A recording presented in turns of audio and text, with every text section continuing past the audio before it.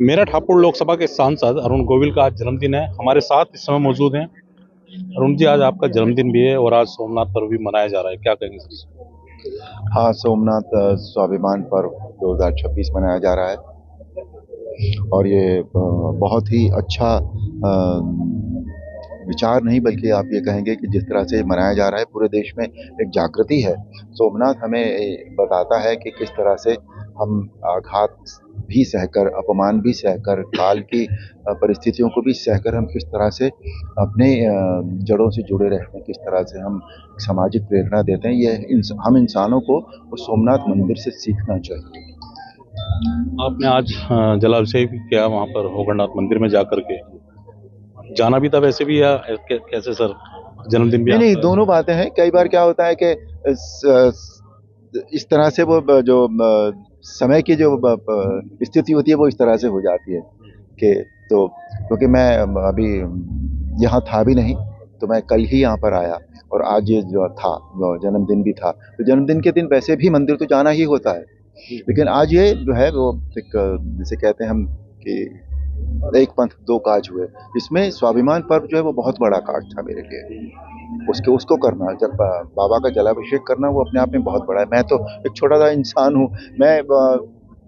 मतलब मैं मंदिर चला गया तो उसमें कोई ऐसा वो नहीं है, लेकिन बाबा का जलाभिषेक करने को मिला यहाँ, और वो भी इस मंदिर में, बाबा अमरनाथ के मंदिर में, इस क्रांति धरा पर, तो ये मेरे लिए बहुत बड़ी बात थी। बहुत ही गौरव का वो है। क्षण जी, पिछले दिनों कुछ ऐसी घटनाएं हुई मेरठ के अंदर जहां जातीय तनाव देखने के लिए मिला, चाहे सरदना का कपसाड़ हो, इस तरह की घटनाएं। क्या लगता है धर्म के साथ साथ अब जातीय तनाव फैलाने लगे हैं लोग? हाँ, ये हो रहा है जो अच्छा नहीं है।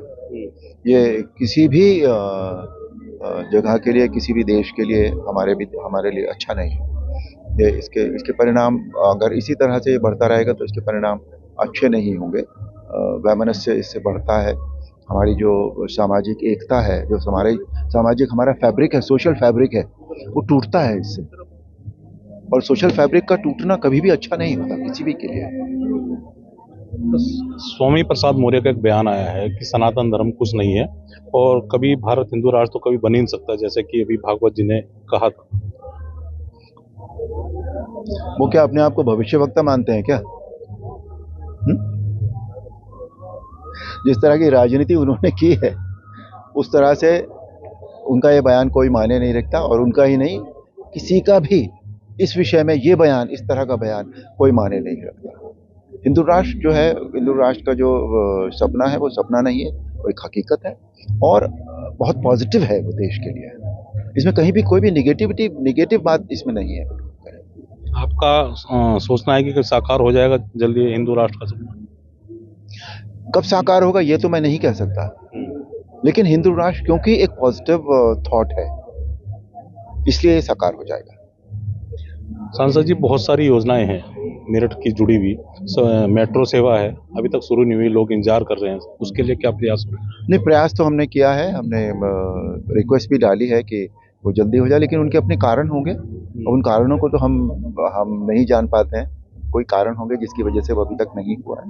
हो जाएगा लेकिन जल्दी, क्योंकि समझते हुए पत्र भी लिखा है सर को। इंफ्रास्ट्रक्चर तो ऑलमोस्ट कंप्लीट हो ही गया है। तो मुझे लगता है कि उनको भी अंदाज़ा तो होता ही है कि आज मेरठ में अगर मेट्रो आ जाएगी तो उससे कितना आराम हम सबको मिल जाएगा। तो लेकिन अब क्यों अभी तक नहीं हुआ है, वो उसके कारण वो बेहतर जानते होंगे। जनता पूछ रही है देरी क्यों हो रही है? नहीं, अब जब तक वो नहीं बताएंगे कि देरी क्यों हो रही है, तब तक हम तो नहीं बता सकते ना कि देरी क्यों हो रही है। हम तो कोशिश कर सकते हैं कि वो देरी ना हो, जल्दी काम हो जाए। कोशिश क्या हो रही है सर इसके लिए वही कोशिश है कि हमने लिखा भी है, और अभी जैसे अब सत्र शुरू होगा तो अब उस विषय में फिर हम बात भी करेंगे कि क्यों, अगर जल्दी हो जाए तो अच्छा है। रिक्वेस्ट तो हम कर ही सकते हैं ना, हमारा काम रिक्वेस्ट करना तो है ही है, करेंगे। ये थे अरुण गोविल जी, जो आज अपने जन्मदिन के अवसर पर आज लोगों से भी मिल रहे हैं, शुभकामनाएं मिल रही हैं इनको सुबह से ही आज, और सैकड़ों लोग आकर के यहाँ पे इनके निवास स्थान पर शुभकामनाएं देते हुए सब इनको बर्थडे विश कर रहे हैं, फूल मालाएं दे रहे हैं, गुलदस्ते दे रहे हैं। और इसी दौरान मीडिया से बात करते हुए उन्होंने कहा कि मेरठ की क्या चिंताएं हैं, मेरठ की कौन सी योजनाएं हैं जिनको पूरा कराने के लिए इन्होंने प्रधानमंत्री को पत्र भी लिखा है।